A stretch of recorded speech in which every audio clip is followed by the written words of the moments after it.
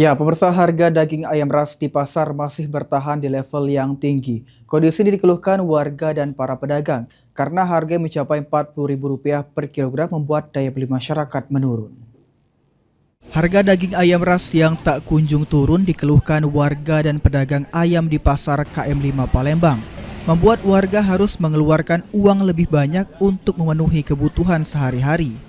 Salah satu pembeli mengatakan harga Rp40.000 per kilogram dirasakan cukup tinggi, mengingat sebelumnya harga ayam masih di bawah Rp30.000 per kilogram. Jadinya berat kami nih ibu rumah tangga, nak beli ayam 40.000 sekilo, biasanya 25, di bawah 30 nih 40. Anak sebulan gitu perjalanan ini. Iya, makanya kapan turunnya? Kenaikan harga ayam juga berdampak pada pedagang, membuat pembeli mulai berkurang sehingga pedagang harus mengurangi stok daging ayam ras yang dijual hingga setengah dari biasanya. Mengurangi juga lah. Berapa itu? Paling ini 50 kilo. Kalau dulu Kalau dulu pikulan banyak kalau dulu. 100 kilo berarti. Iya, kadang lebih.